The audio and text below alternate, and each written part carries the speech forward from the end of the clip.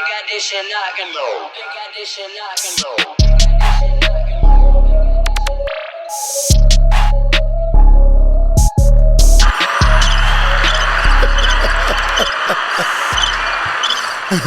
Good night, no sleepers, and welcome to the No Sleep Podcast, where we talk about music, movies, culture, and whatever the fuck we want to talk about at 12 a.m.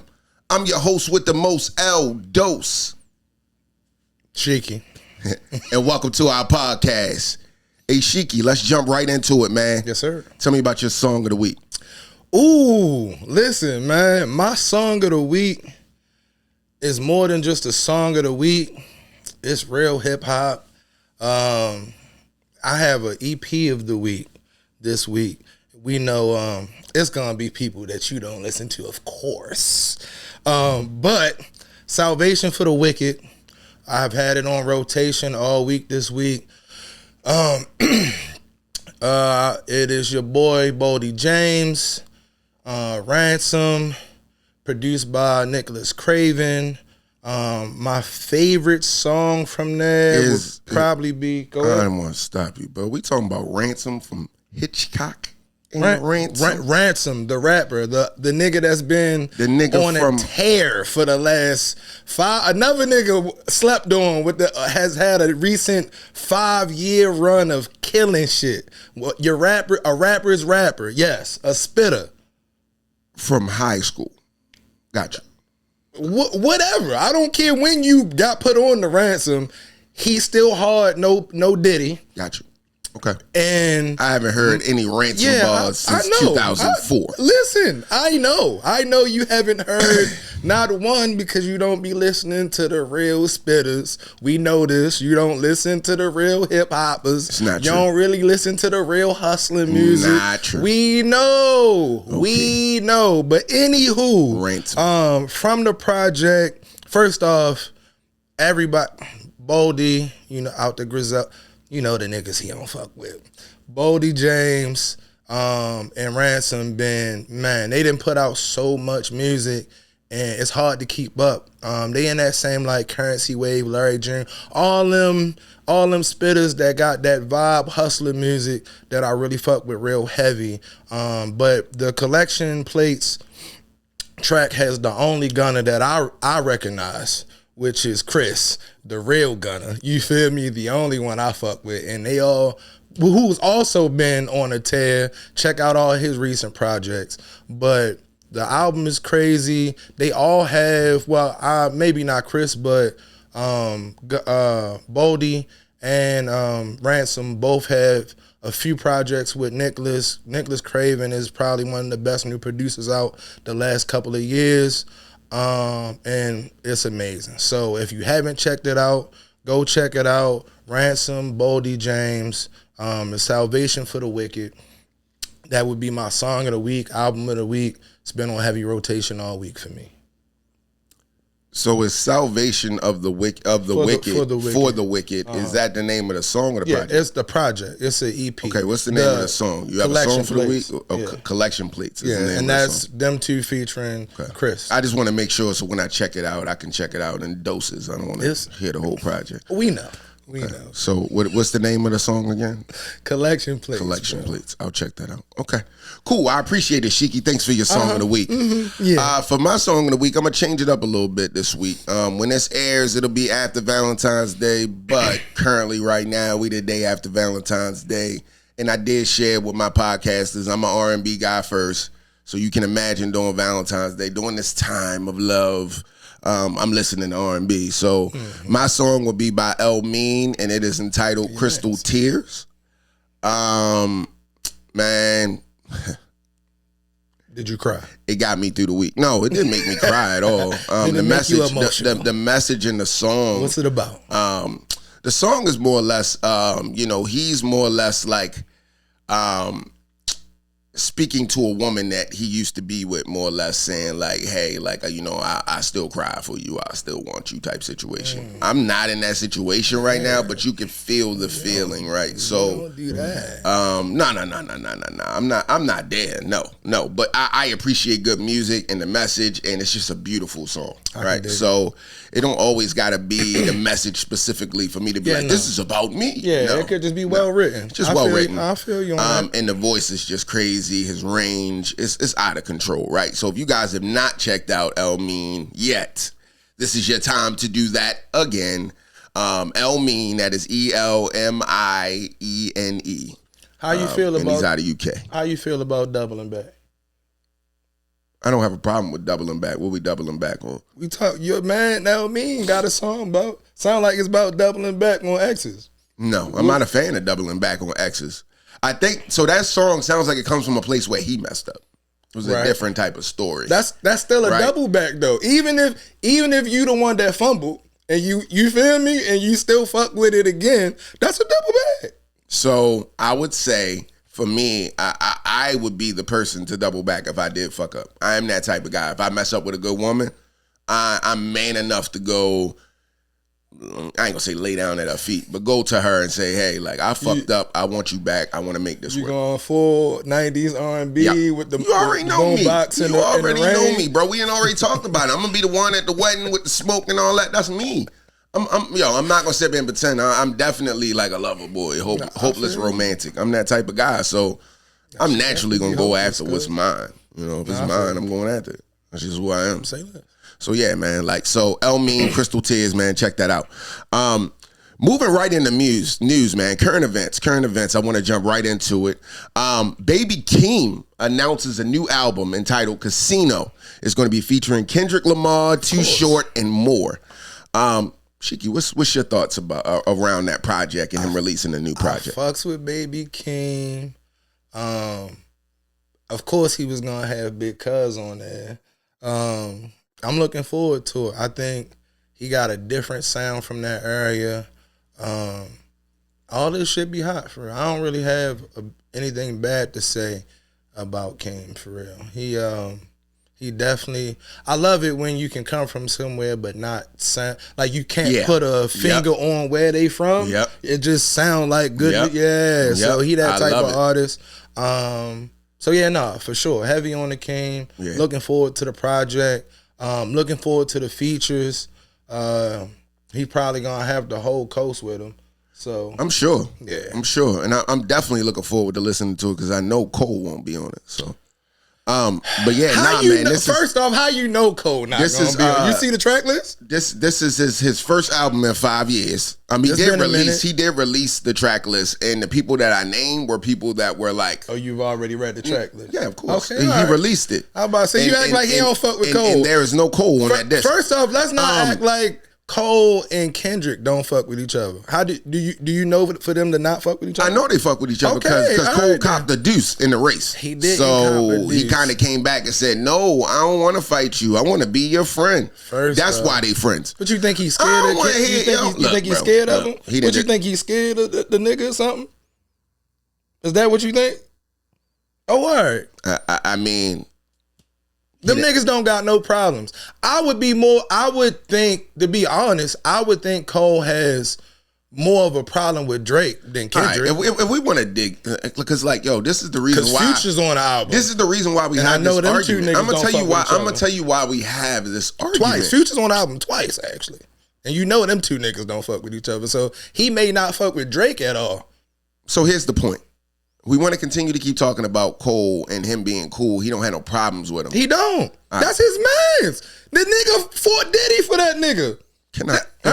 Can I finish? So Kendrick jumped out on a track and made a direct shot at Drake and Cole. And whether it was sportsmanlike, fun jab, about rap, whatever, he did it. About rap. Rap is rap. Yeah, and then it went to not be rap. Cole came out first with a project entitled Might Delete Later, which is another passive aggressive. It was many tracks that happened before Might Delete Later. Bro. Let's not do that. There were many, there was a time period between the diss, the back and forth, the diss tracks, and then Might Delete Later. Okay. It didn't follow immediately, bro. So why, it didn't. Why did he back? Okay. Do you want my opinion about why he backed Yeah, out? I really do. Okay, you just still that's fine. Because you keep on giving guessing excuses. Yeah, how because I feel. I want to understand. This is how I feel, bro. Go ahead.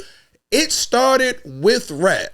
Like you said, J. Cole's the rapper's rapper. He is. Niggas that love real spitters rap love J. Cole. When he thought it was about rap, he was with a rap beef with his mans. He had no problems going back and forth with his mans over rap.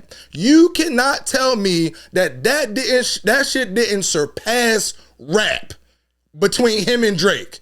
You can't tell me that shit went far left away from bars and who's the best rapper and who spits better when it came to him and Drake.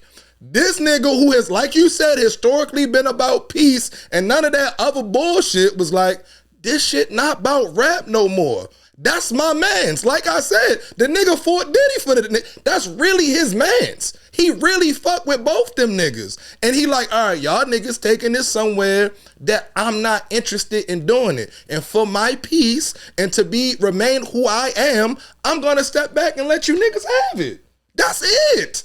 That's all, bro. It's no deeper to go. It's no other thoughts to have about it. That shit surpassed rap and lyrical ability and who was the best rapper, and that shit got ridiculously personal and shit just went left. And the nigga, that's not his lane. It's never been.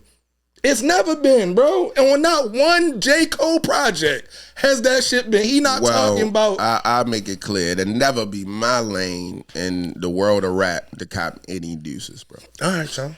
You got it. You can't take back your words. You fine. We're not gonna make every podcast. It's all about that. on wax. So I'm gonna let you. It's all on wax. You got it. And like I said before, you put your toe in the pool. You put your other toe in the pool. Put your leg in the pool. Yeah, yo, not you put your, not Start the hokey wiggling pokey. around Not the hokey pokey. and then you turn yourself around. All right, yo. I'm Put just the saying. other one in that motherfucker, Shit bro. wasn't about rap no more. I hear you, bro, but he already But got you in don't it. feel me, yo. So you don't think there's no validity to what I'm saying? Is what A you're little saying? bit. I hear you. Okay. But I don't feel you. Pause. All right.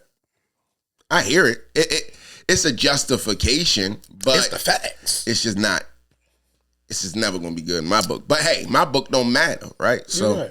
you know, it is what it is. But I am glad I could talk to my brother and find out exactly how you feel, because despite, you know, popular belief, I do love this brother. But Facts. he Come gets on my now. fucking We nerves wouldn't even with be here his if that was opinion the and case. shit. Like, we just different. We two different niggas. We move different, but we are aligned in a lot of things. I'm about to say, we here because we do this in real life. Of course. I'm sure you about to jump out the seat, hit backwards flips, maybe piss on yourself. J. Cole is the next subject. And the next subject is we talking about Cole. J. Cole secures What he secure? staggering first week sale update for the fall off. Staggering? That's quite a word. Yes. Staggering? Yes. He didn't do I will staggering. read it. J. Cole is that's set not possible. to secure How phony this too his was, the seventh niggas. That's number can't one possibly be. album on the Billboard charts with his new final album, The Fall Off. Let me ask you a question before you finish reading the facts. And First shit. week sales projections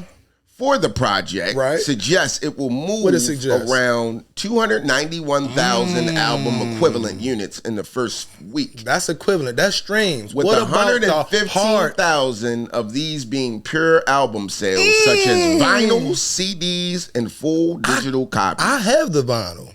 Collector's item. Impressive. Who's doing physical sale? You gotta really fuck with a nigga to buy a disc. Impressive. To buy an album. You really gotta be like that to do 100,000 physical copies. Impressive. Nobody does that. Like we said before, you can cook the book on the streams. Your label can buy you all the streams you ever could possibly want in life. You can't, well, you could fake the real. But we know he not faking the real, because why? Because he real. I'm just saying. Mr. Numbers. Tell me how you feel. Mr. Numbers Matter, right? Tell me about the stats. Tell me about the stats, cuz. Stats are impressive. The stats are impressive. Tell me about the stats. Shout out to Cole for the success. Statistical, yo. I do like the marketing plan he got going on right now. Driving around. I think I was on TikTok and I saw some people that was in like Laurel. They was like here. Silver Spring. He was out there. Then he was literally in the city, listening to his album. Only real niggas could do that. Selling CDs out the trunk and stuff like that. Only real niggas could do that. I just wish it wouldn't have took him 10 years to give us this. Oh my God. It's never good enough. I mean, look, bro. Look. You should have known this was gonna come up again. We're not gonna change the subject. Shout out to Cole for his staggering success with his albums. Make sure you put that in front of that. My overview when it comes down to the album, right, is I feel like he had us wait 10 years for this project. And it was the same J. Cole. And for me, when I dial in the artist, I look for evolution. I look for, just minor tweaks. Maybe a change in the flow, maybe a change in the cadence, maybe a change in the formula, maybe just a change of producers. I'll be honest, I love when Cole jumped on Moneybagg Yo. Even when he jumped on Benny the Butcher shit.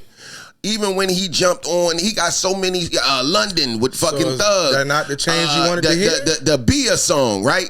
But then he put out a piece of work, his album, which is supposed to be his fall-off album. He's leaving the game forever. And I don't even believe that, but I don't either. That's what he said. It's a Jay-Z strategy, but he's leaving the game forever.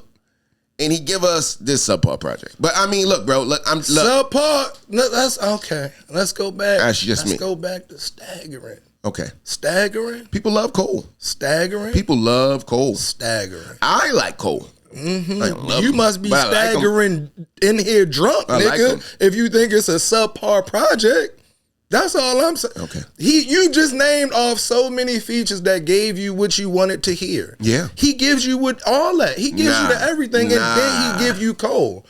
That's it. You want to talk about the difference? This one specifically has all those differences, bro. There's different. Prior to this, man, the majority of all J. Cole albums have been produced by J. Cole. This is the most samples you've heard. It's the most features you heard. It's the most everything you done heard. If this is the versatile Cole, I don't want to hit. That's fine. We don't want you to hit. Cool. That's fine. All right, so we done on Cole. That's all right, moving on to the next piece in the news. Young Dolph's murder suspect reportedly has finalized a plea deal. Brother by the name of Cornelius Smith is the last murder suspect in the Young Dolph case, following Hernandez Govin's acquittal and Justin Johnson's conviction. Of course, we know Young Dolph was tragically murdered over 4 years ago in his hometown of Memphis. It's been a long-running case in the news and finally has a conclusion. On Thursday, February 12th, Smith appeared in front of the court, and they expected him to plead guilty due to the reports of a plea deal coming in the picture. However, following the hearing, the court instead delayed the plea hearing to March the 30th in order to iron out the details of the plea deal. What's your thoughts on that, Shiki? Man, I hope they put that nigga under the jail. Yeah, bro. Me too, I'm sick of it. What they say, being a rapper in America is the most dangerous job. Yeah, bro. And on top of that, bro, it's like it always happened in your city. Always. Always. Where you do the most good in your city.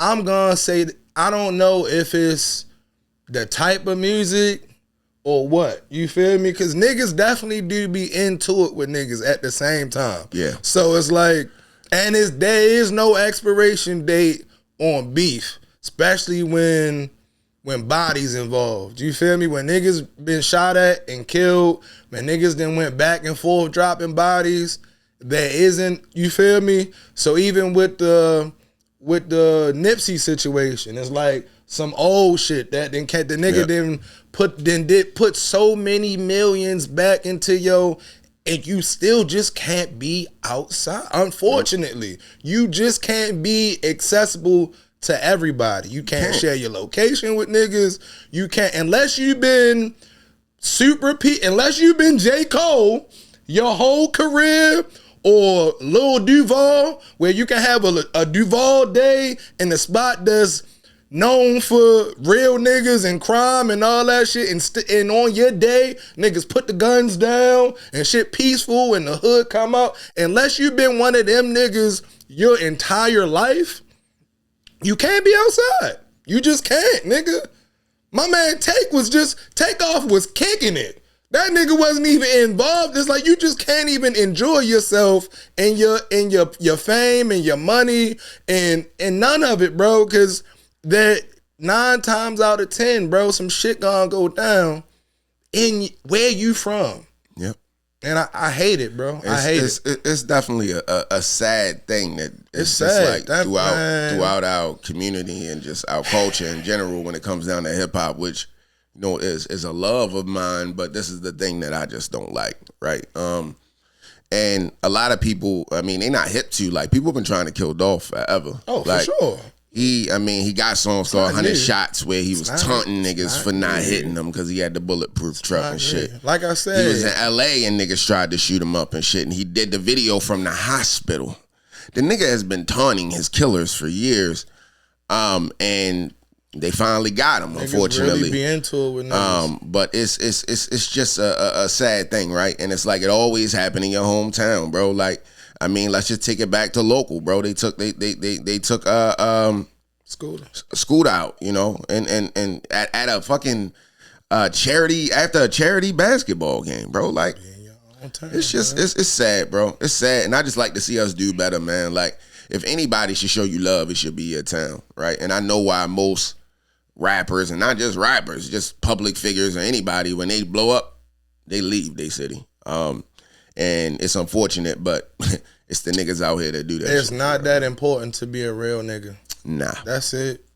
I'd rather be an alive nigga than a real nigga. You really into it with niggas, you gotta understand that. You can't just pull up the public shit like that without not it on you, nigga. You need fuck that bullshit. I'd rather be an alive nigga rather than a real nigga. If that's what you think a real nigga is. I'm gonna be alive for my kids and my family, bro. That's a man, bro. I'm a real nigga.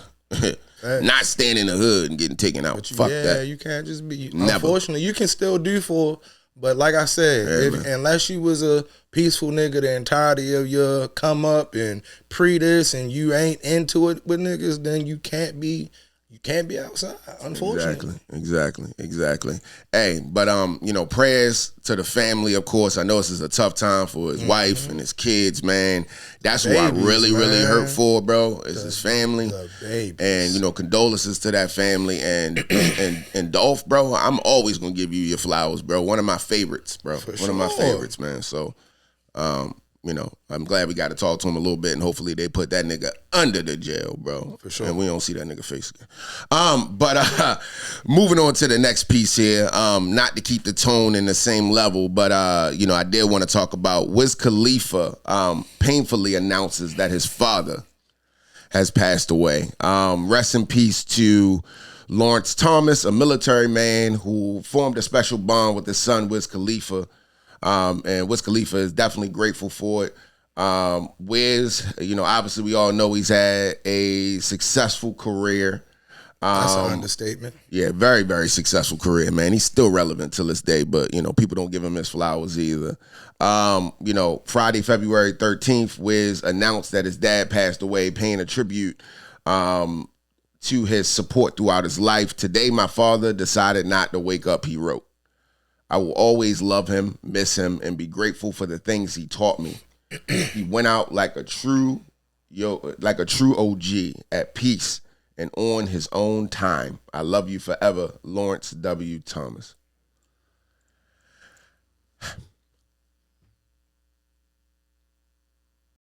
Yeah. Fathers, bro. That shit hit different when you a father. From 2 niggas on the couch without fathers, that had fathers that were actively in their lives. I'm out of all my fathers gone. Grandfathers, father figures, biological. We the last, nigga. It's up to us. So when shit like this happen, It automatically make you think about your kids. Like I don't think about myself as much. I think about how my children are going to feel when I'm gone, as well as how prepared I have them for my death. That's really, I believe, the true mark of a good parent, not just a father, a good parent. Like, how prepared are your children for when you're gone? Are they going to be able to fend for themselves and their families? Are the morals set in stone? Are they not fuck niggas? You feel me? Like, that's the mark, bro. So that's the shit that come across my mind. Like, have I done enough for my kids to be prepared for me to not be here? Shiki, I'm gonna say, like, I'm on the same page with you as far as like thinking from that perspective, but I think for me it just go down to, like, you never know. Oh, the time and the place. The time, right? And you don't know, like, even till this day, bro, I'm sure you would love to have, you know, your father, grandfather here, bro. Nigga, like, you know, we know, we talk about, need come on that now. nigga, bro. I still need that nigga. At my big age, nigga. At my super big age. I still need that nigga. What? Come on now. During the time when he was here, I probably needed him more, but I didn't even, you know, like, you don't feel it until you don't got it. Yeah, bro, you don't, man. And then it's crazy how, like, the funny part about it, just to kind of change the tone, is like how much you start becoming them niggas. Oh, we been them niggas. You can't. You didn't realize it till they wasn't young. If your fathers was in your life, and that's you a compilation of all the fathers, exactly. Nigga. We had the privilege to be raised by some amazing men, bro. Amazing men, bro. Amazing men. 100%. And I'm going to say this, bro. The car rides is where the majority of fathering happens.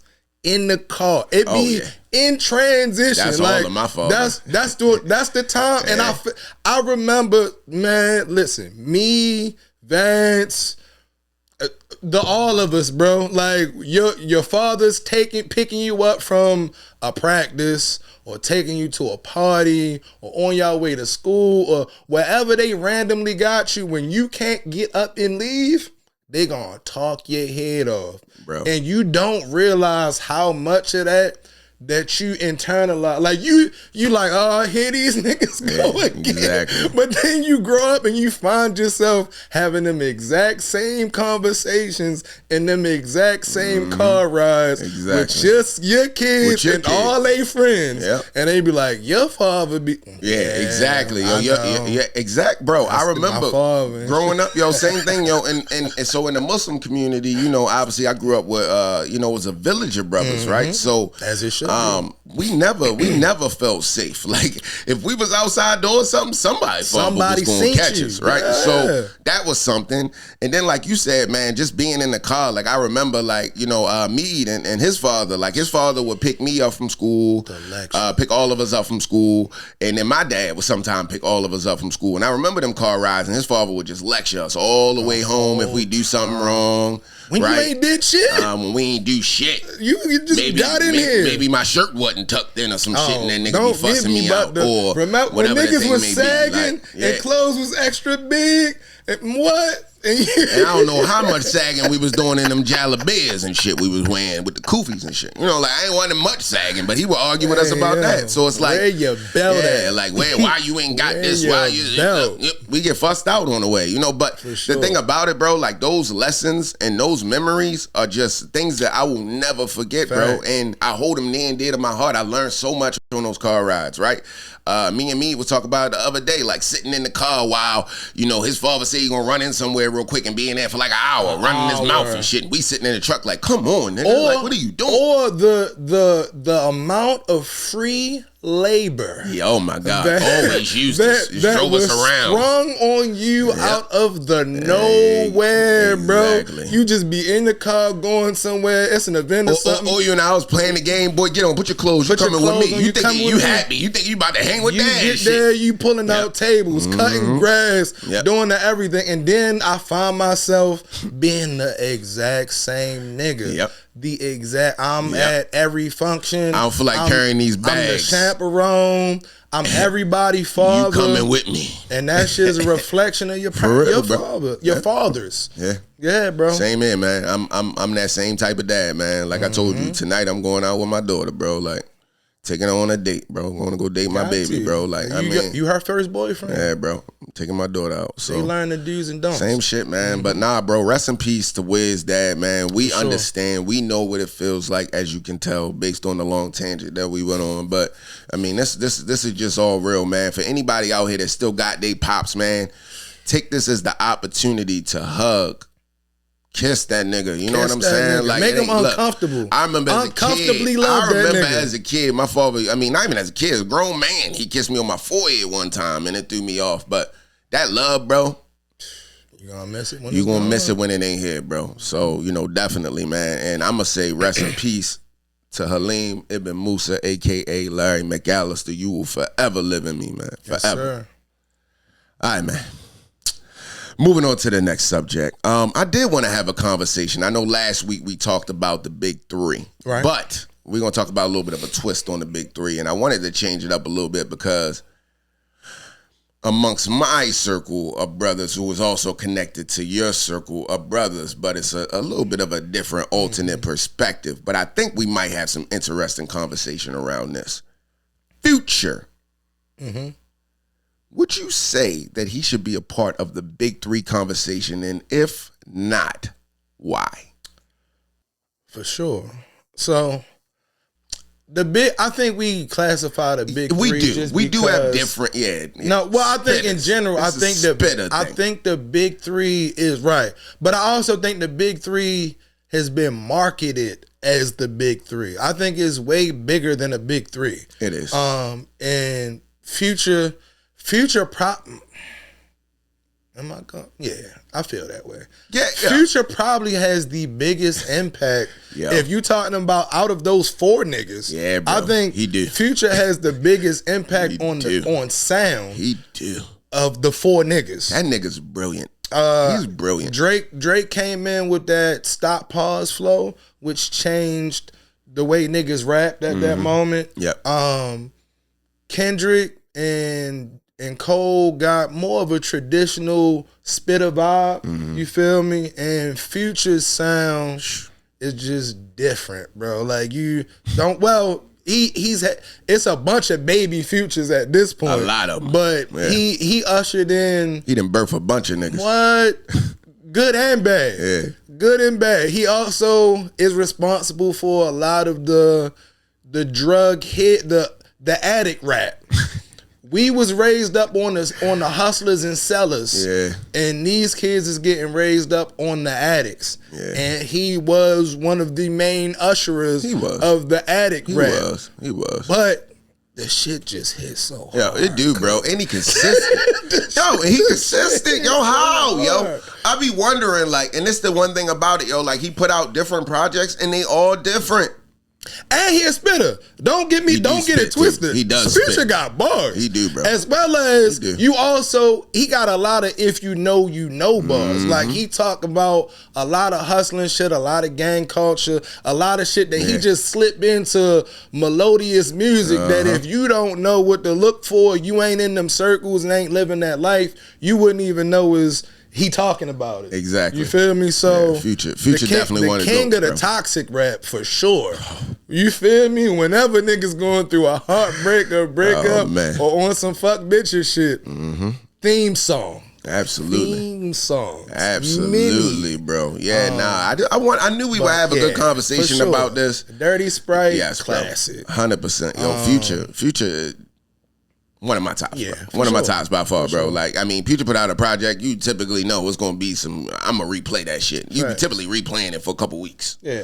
Turn it up. But yeah, I don't think, I don't think it's a big three. I think it's just marketed as a big three. Of course. But, man, it's really about your lane. Who's the top in their lane and shit. And we got a lot of those. As well as Wale is in that same mix of that big three. It's more of them four niggas is in that same talk. They all came out around the same time. That mixtape era was crazy.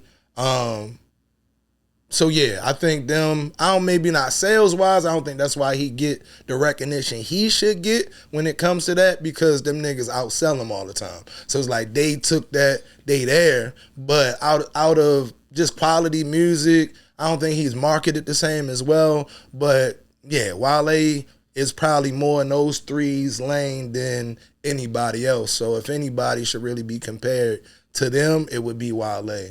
And of course, we talked about the last project. I think might be his best his best album.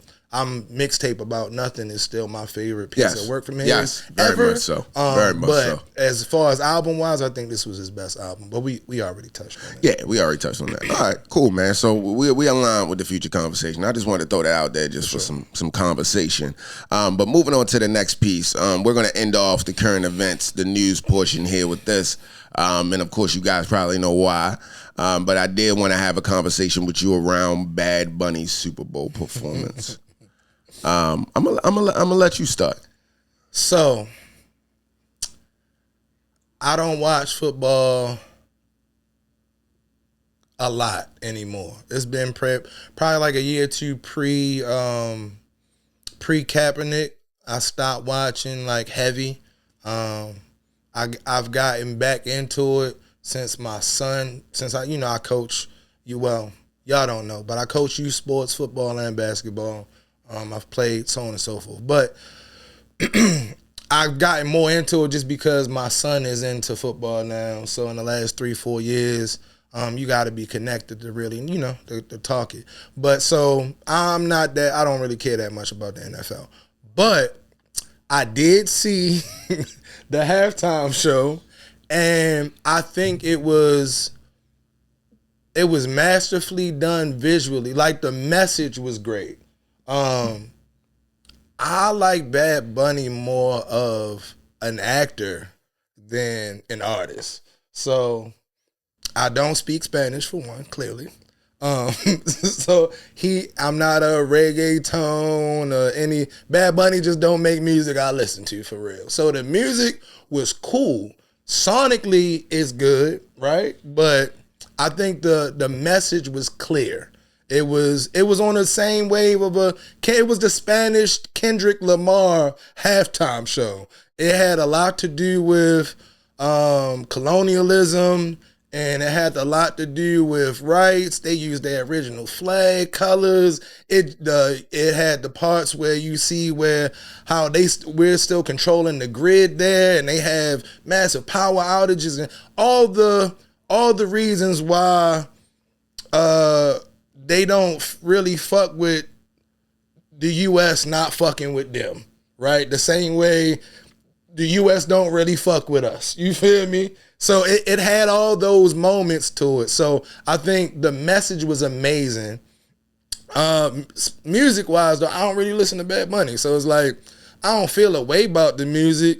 I would have probably liked to see somebody else just because I'm a fan of them, you feel me? But not wanting to see Bad Bunny because of who he is. I think it was a great halftime show for Bad Bunny fans and for all the Boricuas and I don't want to get what they call wrong, you feel me? But whatever, you feel me? No offense and shit, but what for that genre of people and shit, I think it was great for them. They had their Kendrick Lamar moment, and I think that shit hit.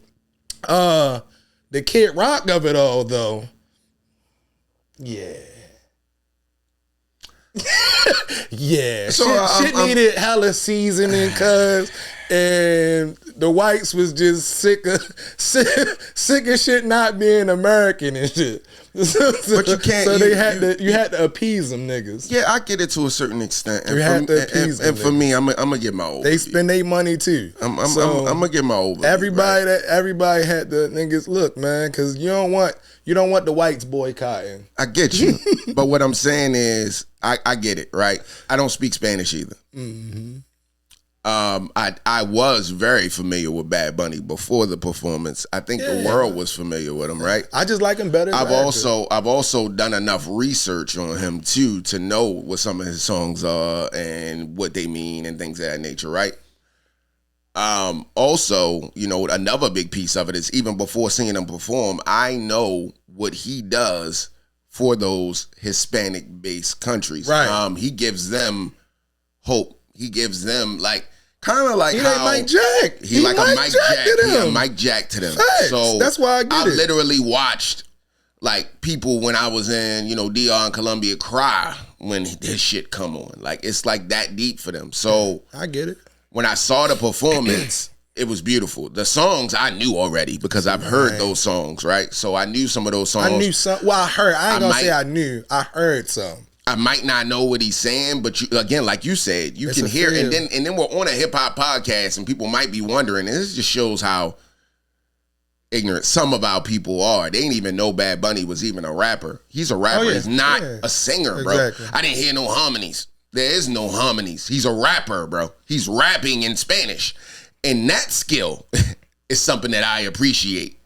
That know your song or whatever, where you got like the deep, like trap beat. Then I know, yeah. That shit is hard, what I'm saying. Bro. I love like the music. He got the tones. Sonically. The way he rap and the way he jump out of pockets and shit is crazy, bro. So you don't have to know Spanish to feel what he doing on the records. It even if you don't know it.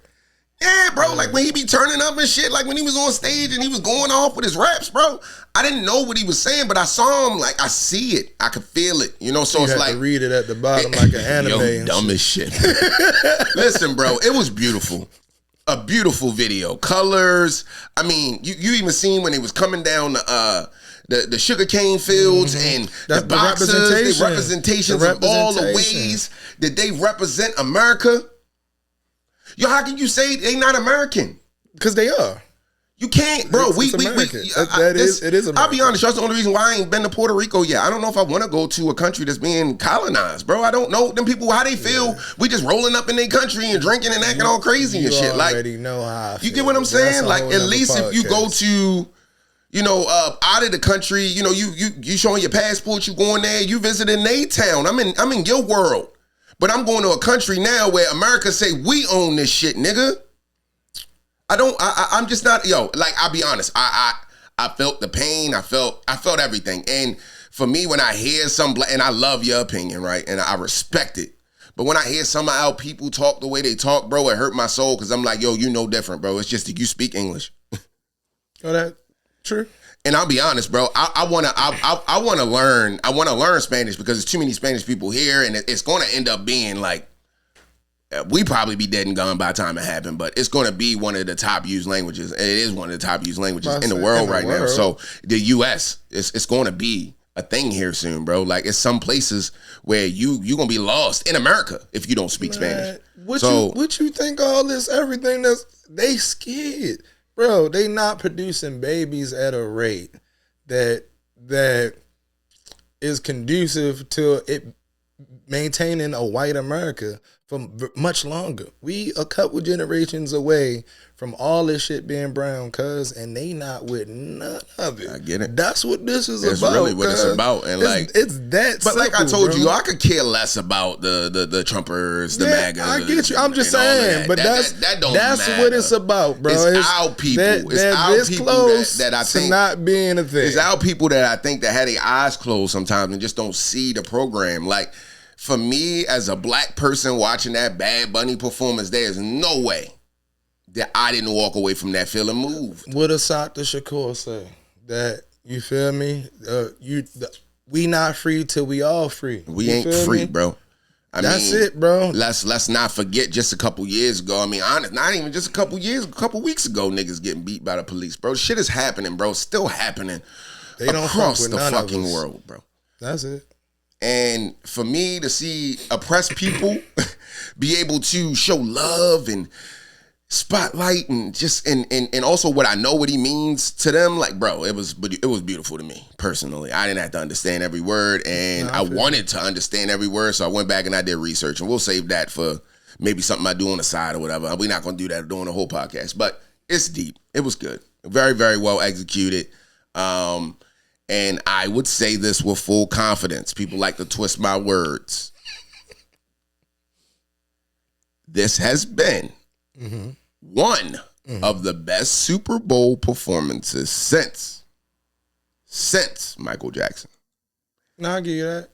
Like I said, I feel like it was the Spanish Kendrick Lamar. Like the representation was there. I get it. I get it. But it's different. Kendrick, we got so many other figures of Kendrick. Right. In our music. I'm just so in he's recent not history. You know what I'm saying? What like I'm saying is Mike Jack's performance was polarizing because it was Michael Jackson. Big deal. Everybody, black or white, it wasn't. It had no political, no race, no nothing. It was just the biggest star of all time is here, and that's why it was that big. I'm just comparing it to Kendrick's because his halftime show was probably the most meaningful show we've seen. It was the most integrated in culture and relevance to our people and what's going on with us now and has been.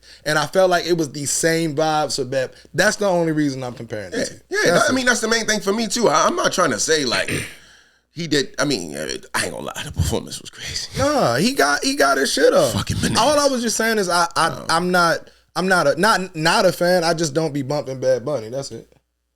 I get it, and that's a respect thing, right? All right, cool. Jumping on to the next piece here, I did want to move on to music video spotlight of the night. The music video that I did want to spotlight for tonight is the music video entitled "Watching Us," song by Wale featuring Leon Thomas. I'll start with you, Shiki. I know you watched the video. You're a fan of the project. Talk to me a little bit about just the visionary, things of that nature. Like, what did you feel when you saw the video? What's your thoughts on it? We talking about Wale. Wale is probably the most unappreciated, underrated artist of recent history. I would agree. I'm gonna just keep it at I would agree, bro.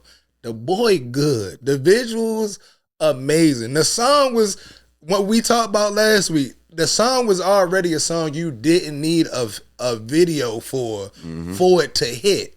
In the video, the way it could, bruh. That's this year?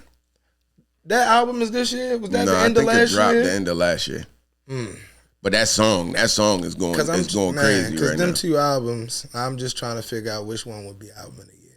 But yeah, I'm not asking you. I'm just trying to think for my own. We already know what you would choose if you had to choose.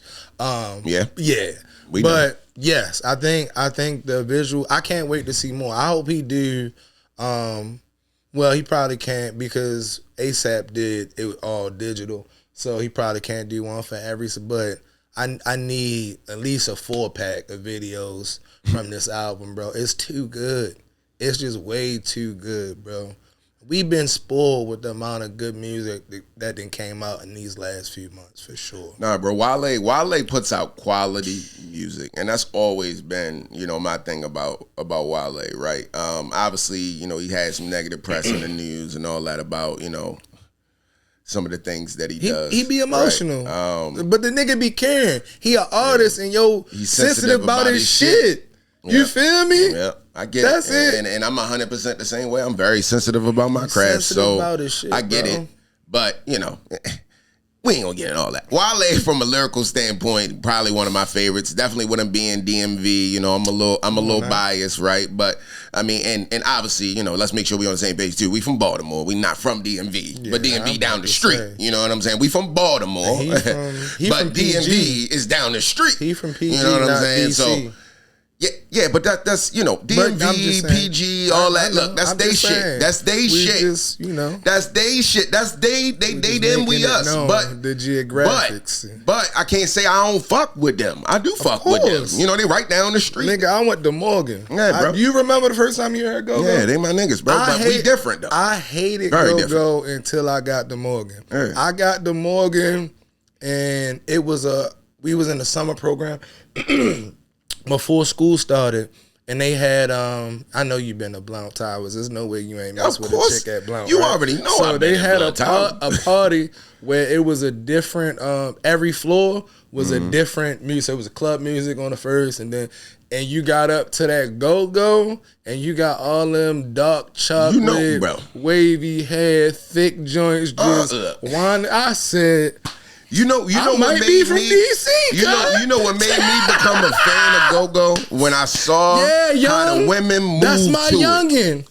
When I saw how the women move, because the first time I heard it, I was like, yo, what is this trash can banging noise shit? Like, what is this? I ain't even gonna lie. And no offense to my DC niggas. Y'all know how I feel about it's y'all. The women. The women that get But niggas when I every saw time. how the women move their body to that shit, nigga. Because they a melting pot, bro. They got all the bad. Granted, we got the baddies as well. Baltimore club music, bro. The same thing with club music. Why did I become a fan? When you see something for the first time. Why did I become a fan? Nigga. But also, I love the instrumentation too, because I've been in band playing instruments my whole life, so you can feel the live instrumentation. But the women put it over the top, bro. Always. Next thing you know, I'm in Bonadachi and all types of sweatsuits from random PG Mo places, kicking it with the hooping that run and shoot. Next thing you know, I'm honorary DC ass nigga and shit. Like, just cause of the ladies will put a nigga wherever. They put you will find niggas. I remember. Wherever you see niggas across the globe, 9 times out of 10 he got there. I remember. Cause the ladies was there. That's how niggas end up in. That's funny. It's niggas here. Yeah, it's bitches here. Probably around like 2005, 2006. I was an honorary Randallstown nigga. You feel? Wherever they at, niggas is showing up. For real, bro. I was you would have thought I was a Randallstown nigga, bro. I was out there. Yeah. Yeah, sure. Nah, 100%. But yes, bro, that song for me, if we get into the video, jump back on track. Video, I love it, right? Just overall, like, it kind of felt like a 90s vibe. I knew you was about to say but then it was real classy, but then the whole spotlight, watching us in the club thing, Leon Thomas was in there, they had the spotlight on him, he had all the chicks around him, and then Wale had his love interest who was fucking... We're going, all right. And I love, bro, like, it's just so many beautiful women in the video. I was about to say, too. Wale bring the women out, and he bring out all colors, all flavors. About to say that. All flavors. I love Wale for the fact that he don't never just pull up with the token light skin joint. Nope. They all get shine from the darkest of the dark. You know he pick them. To the, you feel me? From the lightest to the, you know I like them dark. So I like them all. I can always appreciate it. But I prefer them dark. You feel me? Dark chocolate bar. But you already know. But I respect the fact that he showed love to the whole spectrum. Cause being black ain't a monolith. You feel me? Nope. You can't. It's not one thing, nigga. I know some of the blackest pro-black. Fucking black rights niggas that's half white, look white, but they got that drop in them and they represent. That's all I really be caring about. Like, if I care about how black you feel you is. Yep. You feel me? How much of us you stand up for. You feel me? I don't care if you half white. Yep. You feel real shit. I don't care. The whole mix shit, bro, like, honestly, it's all about what side you identify with. Who right? is you? Like, you know, that's really what most it is. Most of us got some white in us. Not intentionally, but you feel me? For real. But we came up through times that had, and you not about to not love your wife after shit went down. You feel me? So, yeah. Yep. So 100%, man. Wale, bro. Must respect the director of the video. Shout out to Wale for choosing the girls if he did. Oh, you know he hadn't picked them joints.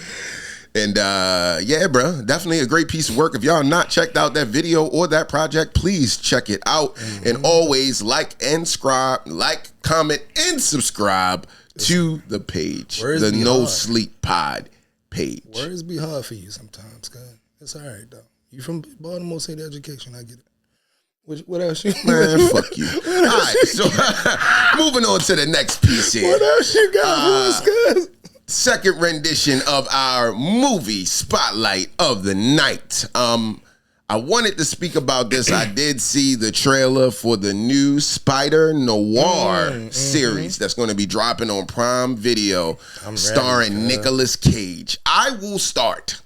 I am a Spider-Man fanatic, right? And one of the great things that I liked about Enter the Spideyverse, you see behind you.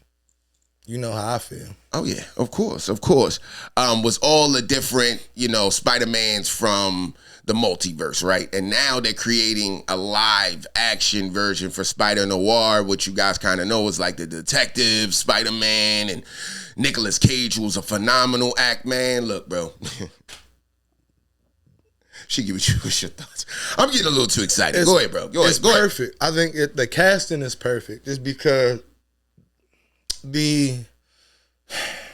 I don't know. It's the Nicolas Cage of it all. So Nicolas Cage is a great actor, but he's Nicolas Cage in every movie that he has. And sometimes I be wondering, do we like these niggas for their talent, or do we just like these niggas for who they are? Because Will Smith is Will Smith in every movie. Denzel is Denzel in every. It's like Denzel if he was in the war. But so a lot of these ain't my favorite. A lot of these ain't my favorite actors though. But all I'm saying is Nicolas Cage fits perfectly for this role because he Nicolas Cage. That's what I'm saying. So the tone that you have to have and to be in this like black and white area, what is that, like the 30s, something like that, whatever that's set in, is perfect for Nicolas Cage. Oh, also by the way, it's going to be available in black and white and color. I'm watching in black and white first. And then I'm going to watch it in color, but I'm definitely watching it in black and white first because it's noir. It's supposed to be in black and white. But yeah, I think it's expertly cast. It's going to be... I don't be trying to get too hype because when it comes to comic book adaptations to movies...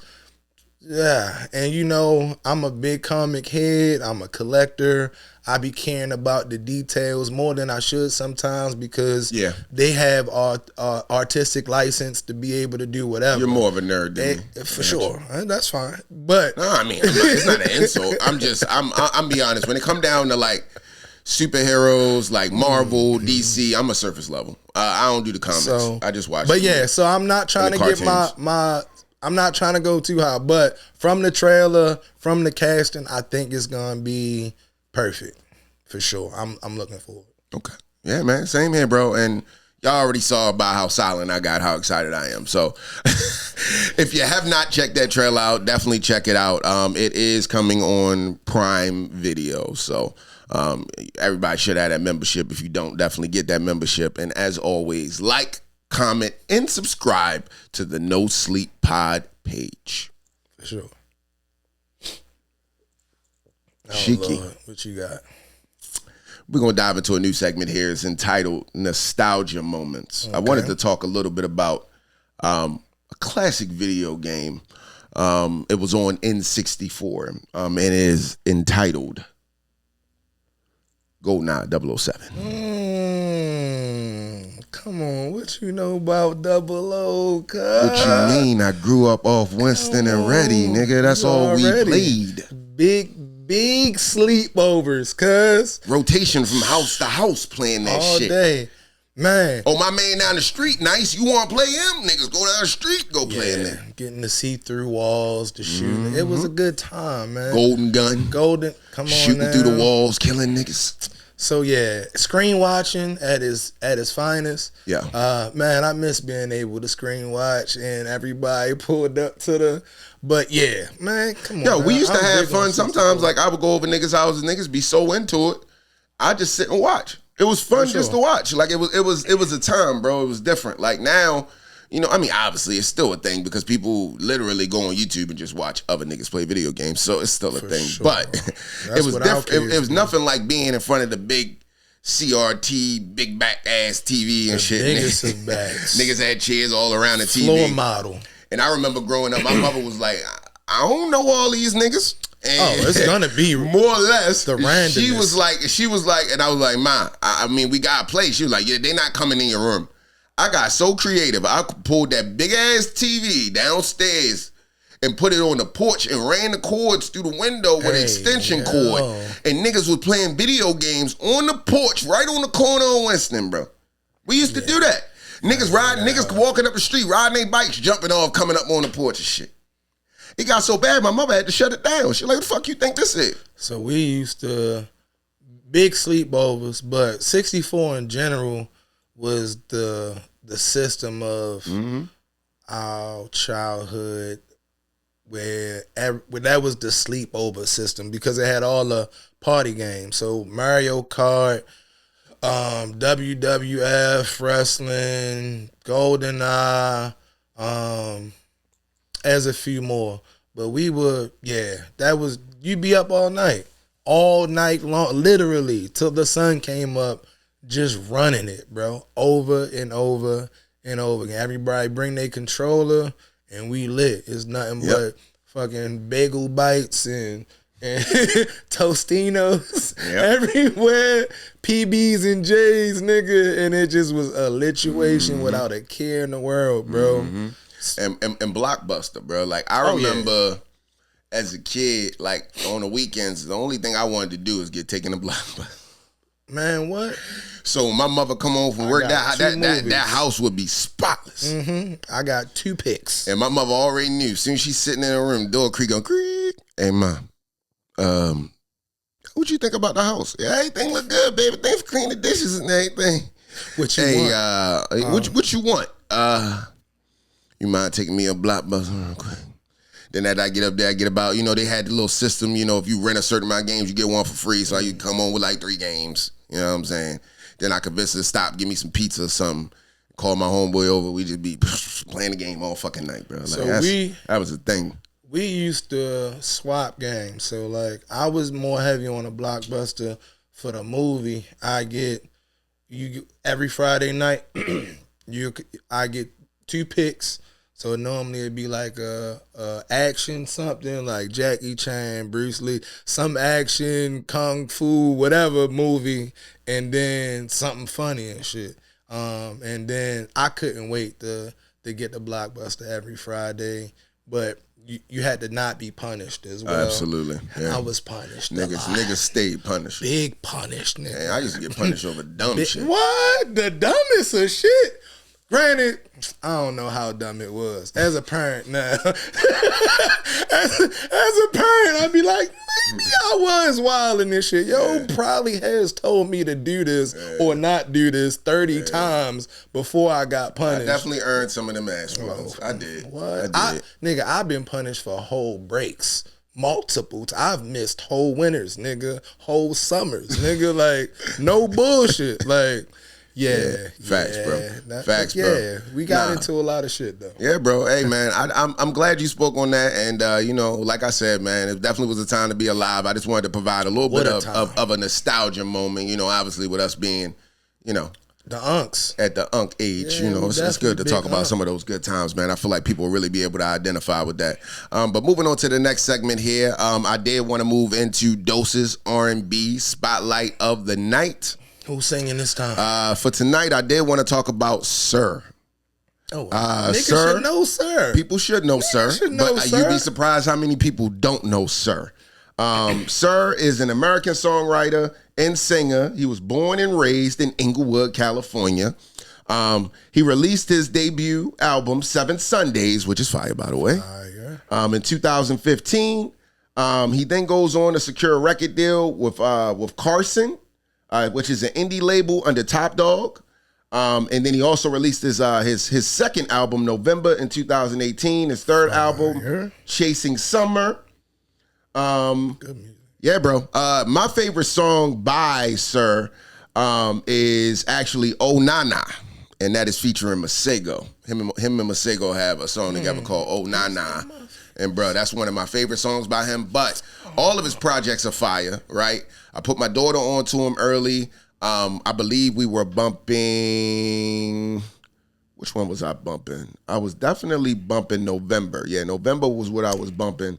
And it's a lot of gems on that project as well.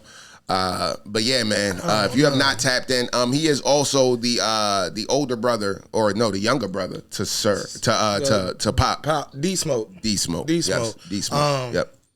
Yeah, Just to add that in there. He's the youngest brother to D Smoke. Yep. That's a tough one. What's my favorite? It's probably You Can't Save Me. That shit resonate. Is because you know what else is a real good song that I'm surprised you didn't say? Devils. No, Devils. Oh, Devils too.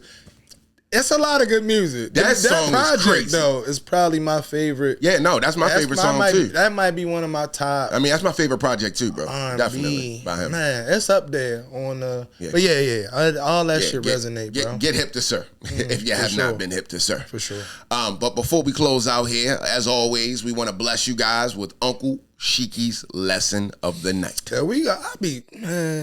I'm really an uncle. That's crazy. I mean, I guess I am an uncle, so. I am unk status. But shit, what we gonna talk about today, man?